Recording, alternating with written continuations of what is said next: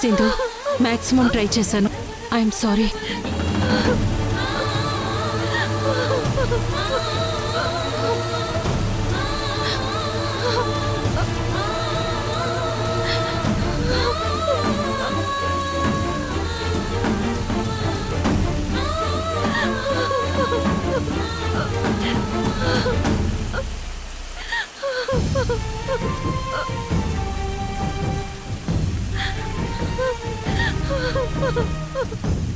రిషి, శశి, మీకు ఎలా థ్యాంక్స్ చెప్పాలో తెలియడం లేదు. ఈ నాన్న ప్రేమ మీద మీరు నమ్మకం ఉంచినందుకు నాకు చాలా సంతోషంగా ఉందిరా.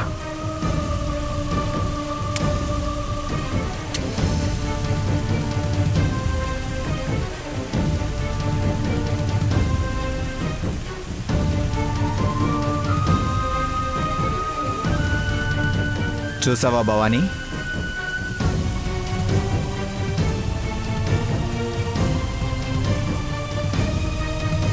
ఈ ప్రాక్టికల్ ప్రసాదు నీ మీద కేసు ఎలా గెలిచాడో.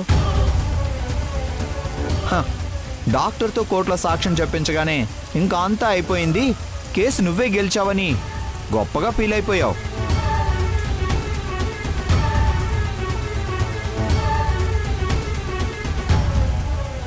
కానీ ఈ కేసులో అసలు ట్విస్ట్ పిల్లలు. నువ్వు ఆ విషయాన్ని అస్సలు ఎక్స్పెక్ట్ చేయలేదు. ఇక నుంచి ప్రతి కేసులో ఇలానే విన్ అవుతాను, చూస్తూ ఉండు. నా మీద గెలిచానని గర్వపడుతున్నావు, కానీ ఒక అమ్మకి పిల్లల్ని దూరం చేసి అన్యాయం చేశావన్న విషయం మర్చిపోతున్నావు. ప్రసాద్, కేసుని ఎలా పడితే అలా ఇన్ఫ్లుయెన్స్ చేసి తల్లి బిడ్డల్ని వేరు చేశావు. ఇప్పుడు నీకు హ్యాపీనా? హ్యాపీయే కదా?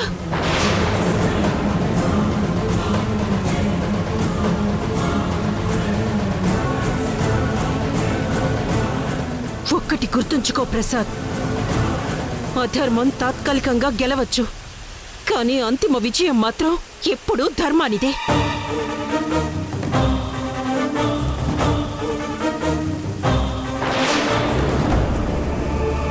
దీన్ని కూడా నువ్వు నీ గెలుపుగా భావిస్తే ఈ ప్రపంచంలో నీకన్నా మూర్ఖుడు ఇంకెవడో ఉండడు. ఛీ!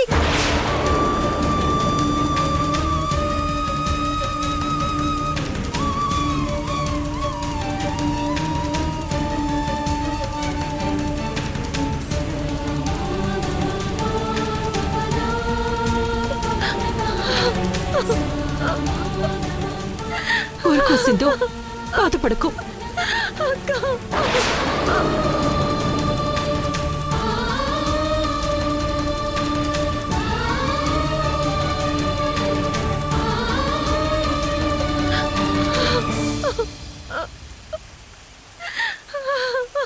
నీ పిల్లల్ని దక్కించుకోవడానికి అమ్మగా నువ్వెన్ని ప్రయత్నాలు చేయాలో అన్నీ చేశావు, కానీ పిల్లలే అమ్మ దగ్గర ఉండము, నాన్న దగ్గరే ఉంటామని జడ్జి గారితో చెప్పిన తర్వాత మనం ఏం చేస్తాం చెప్పు? నా పిల్లల మనసు వాళ్ళు మార్చేశారక్క. వాళ్ళ మీద తీవ్ర ఒత్తిడి పెట్టారు, అందుకే వాళ్ళు అలా చెప్పారు.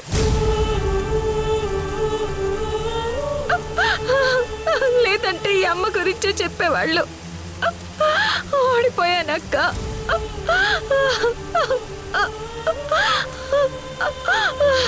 అమ్మగా నేను పూర్తిగా ఓడిపోయాను.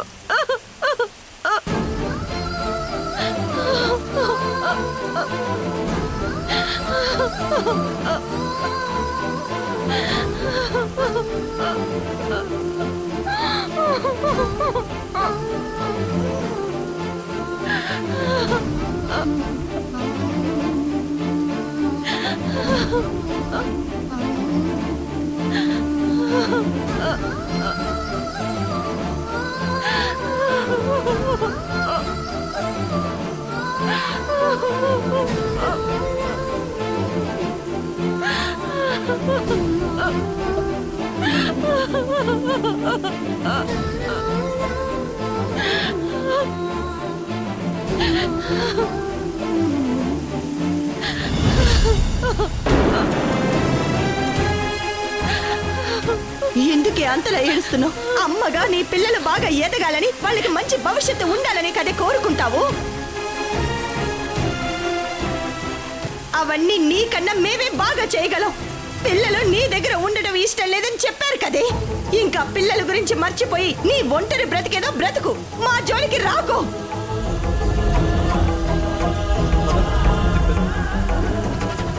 నీకింకో విషయం చెప్పాల్సిందు. యష్ వాళ్ళ అమ్మ, అదే మా వదిన, పిల్లలు నీకు దూరమై వాళ్ళ నాన్నకు దగ్గర అయ్యేలా చేస్తే యష్తో సంధ్యకు పెళ్లి చేస్తానని మా అమ్మకి మాట ఇచ్చినది. మా అమ్మి కూడా అంతే పట్టుదలతో పిల్లల్ని నీ వైపు నుంచి యష్ వైపుకి మళ్లించుండాది.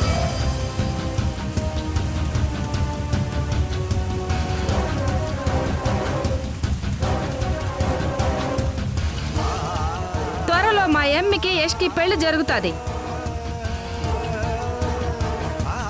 ముహూర్తం పెట్టగానే నీకు ఫోన్ చేస్తాను. వచ్చి కొత్త దంపతులు చూసి పెళ్లి భోజనం తిని వెళ్దు గాని మర్చిపోకో. ఇక నుంచి సంధ్య యష్లతోనే పిల్లలు హాయిగా ఉంటారు. ఇన్ని రోజులకి నీ పీడ మాకు విరగడయ్యింది.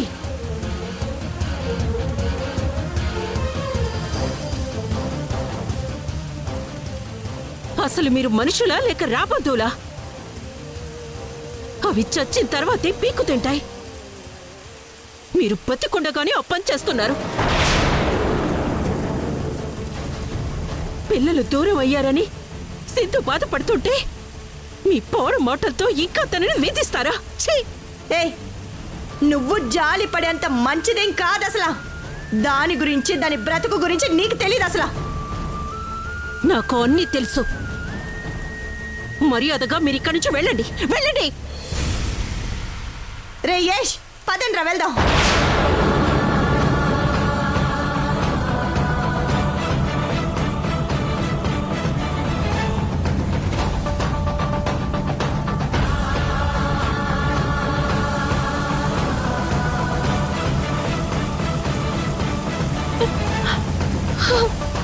యష్, ఆఖరిసారిగా నా పిల్లలతో ఒక్కసారి మాట్లాడతాను. ఏయ్, నువ్వేం వాళ్ళతో మాట్లాడాల్సిన అవసరం లేదు. సింధుకి ఇష్టమైనప్పుడు తను తన పిల్లల్ని కలవచ్చు, వాళ్ళతో మాట్లాడొచ్చు అని జడ్జి గారు తీర్పు చెప్పారు. మీరు సింధుని అడ్డుకుంటున్నారని జడ్జి గారికి చెప్పనా?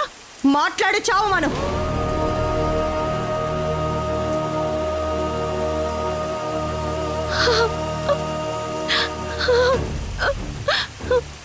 రిషి, శశి, మీరు మీ నాన్నతోనే ఉంటామని చెప్పి అమ్మగా నన్ను ఓడించి మీరు గెలిచారా, లేక మీ నాన్నని గెలిపించి మీరు ఓడిపోయారా?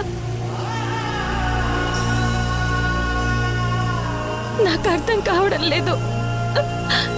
ఈ అమ్మంటే మీకు ఇష్టం లేదంట కదా, నిజమేనా? అయినా మీరంటే నాకు చాలా ఇష్టం. నా ప్రాణానికి మించిన ప్రేమ మీ మీద పెంచుకున్నాను. అది మీరు తుంచేశారు. ఏ తల్లికి ఏ బిడ్డలు వేయని శిక్ష నాకు మీరు వేశారు. పర్వాలేదు, నాకు కష్టాలు, కన్నీళ్లు, బాధలు ఇవన్నీ అలవాటే. నేను ఎలా ఉన్నా మీరు మాత్రం బాగుండాలి. మంచిగా చదువుకుని ప్రయోజకులయ్యి గొప్పవాళ్ళు కావాలి. ఇక మీదట ఈ అమ్మ మీకు కనపడదు, మీ జీవితంలోకి అస్సలు రాదు. మీకు దూరంగా ఎక్కడికైనా వెళ్ళిపోతాను. మీరు బాగుండాలి.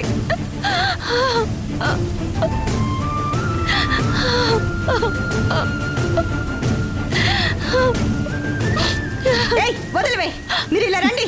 రిషి, అయ్యాయా నీ మాటలు? యష్, ఇక మనం వెళ్దాం పద.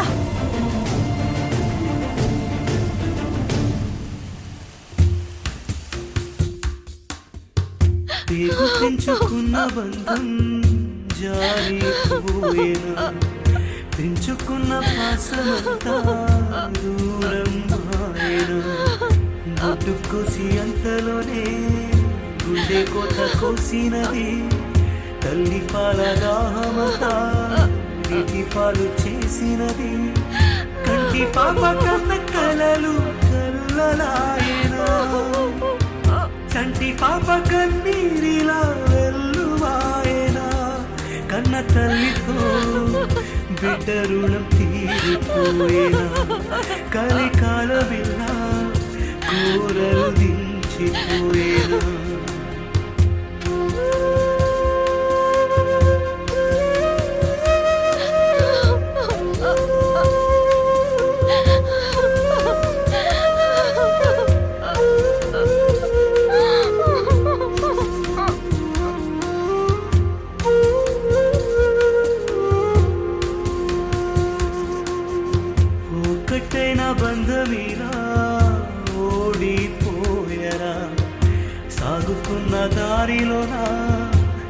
జ్ఞాపకాల నీడలేవి పూలరుంచి తోడుకున్నా చల్లగాలి చాడలేవి గుండెలోని పాటకెప్పుడు గాయమైనదో గొంతు దాటి రాదు అని మాయమైనదో ఎదలోతుల్లోనా శోకం కొలుగు తీరేనా జంట తెగుబంధం ఒంటరే కుమిలిపోయేనా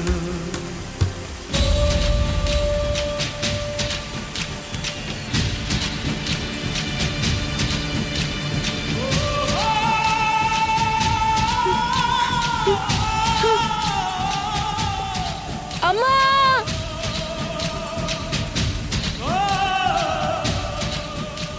రే రిషి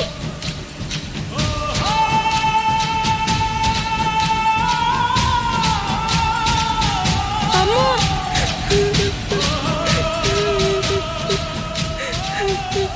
అమ్మా రిషి నేను నిన్ను వదిలి ఎక్కడికి వెళ్ళనమ్మా నేను నీ దగ్గర ఉంటానమ్మా నేను నీ దగ్గర ఉంటానమ్మా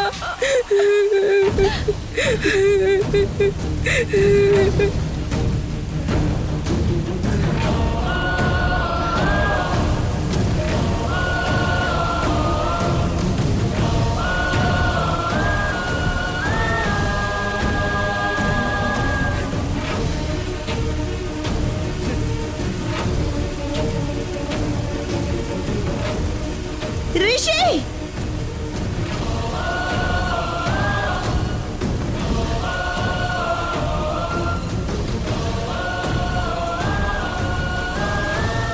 రేయ్, రిషి రేయ్, రారా, రా వెళ్దాం. నేను రాను నేను అమ్మతోనే ఉంటాను రిషి, రిషి, నేను నిన్నే రాను. పిలుస్తోంది. నేను అమ్మతోనే రిషి, ఉంటాను రిషి, నేను రా. రాను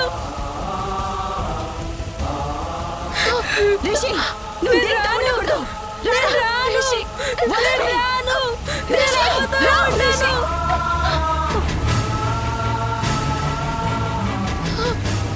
నేను రిషి, రాను. రా. నేను రాను రిషి. రిషి. నేను రాను రారా. నేను రాను. ఇంటికి వెళ్దాం, రా. చెప్పేది విను. రాను నన్ను వదిలేయ్. రిషి, నువ్వు దీంతో ఉండకూడదు. రారా, రా వెళ్దాం. రేయ్, రారా. రిషి, రా.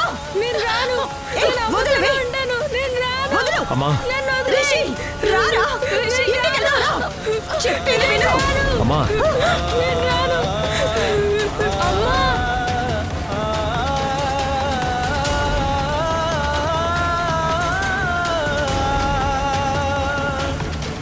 రే రిషి, రారా. అమ్మా రా. ఎవరికి ఎవరి దగ్గర ఉండడం ఇష్టమో వాళ్ళ దగ్గర ఉండడమే సబబు.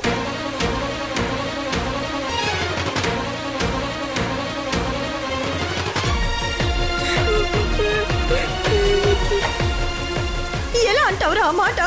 నీకు బాధగా లేదా? ఉందమ్మా, బాధగానే ఉంది. చిన్నప్పటి నుంచి నా గుండెల మీద పెట్టుకొని పెంచాను వాడిని. వేలు పట్టుకొని నడిపించానమ్మా. వాడిని ఒక గొప్ప స్కూల్లో చేర్పించాను. వాడి ఇష్టాలని నా ఇష్టాలు అనుకున్నానమ్మా. అలాంటిది వాడిప్పుడు నన్ను కాదనుకుంటున్నాడమ్మా. వెళ్ళని అమ్మా. వాళ్ళకి తండ్రి ప్రేమ ఎప్పటికీ అర్థం కాదు. వాడిప్పుడు సింధుతోనే ఉంటానంటున్నాడు కదమ్మా. వాడి సంతోషం కోసం వెళ్ళనివ్వమ్మా, వెళ్ళనివ్వు. రే, ఏం మాట్లాడుతున్నావురా? బిడ్డ తెలియక తప్పు చేస్తా ఉంటే వాణ్ణి కొట్టైనా మార్చాలిరా. ఇప్పుడు నేను అదే చేస్తున్నాను. రే రిషి, రారా, ఇంటికి వెళ్దాం. వస్తావా, రావా? రా, చెప్పేది విను. రారా. రిషి, ఇంటికి వస్తావా, రావా? రే, రా.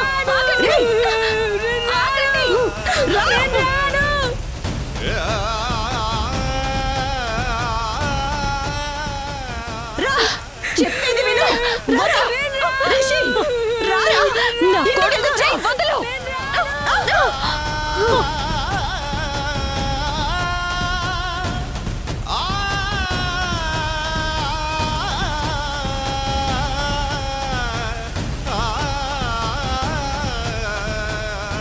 నీకే చెప్తుంది ఇంకొక్కసారి నా కొడుకు చేయి పట్టుకున్నావో మర్యాదగా ఉండదు.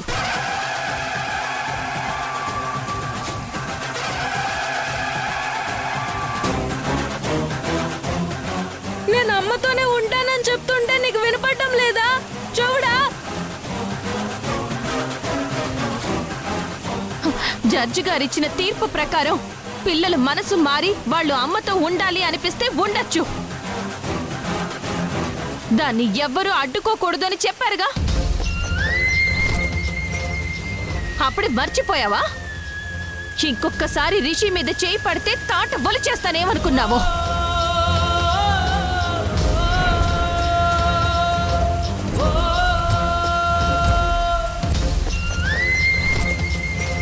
ఏంటి తెగ రెచ్చిపోతున్నావు? నిన్ను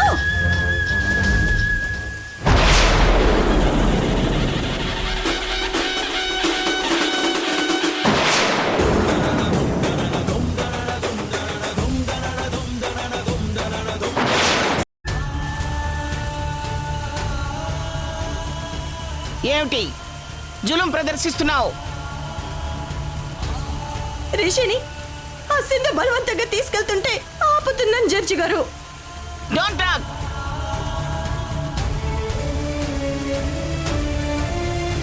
రామచంద్ర, కోర్టు లోపల కోర్టు బయట అన్ని అబద్ధాలేనా?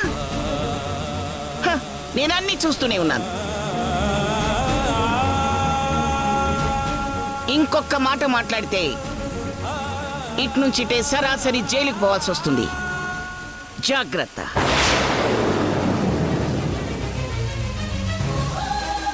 ఏ రచన, నిజంగా నీకు మీ అమ్మతోనే ఉండాలని ఉందా నాన్న? అవును, నేను మా అమ్మతోనే ఉంటాను.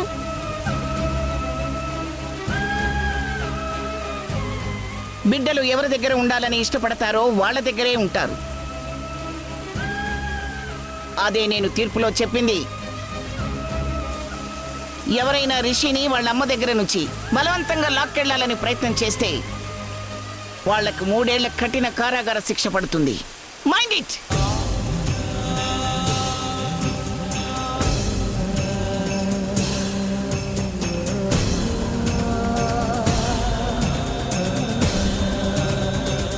నువ్వు నీ పిల్లల్ని తీసుకెళ్ళమ్మా.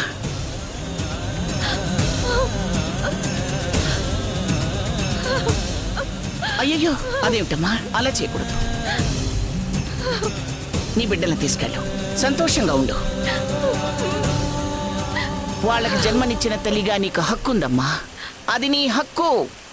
తీసుకెళ్ళు.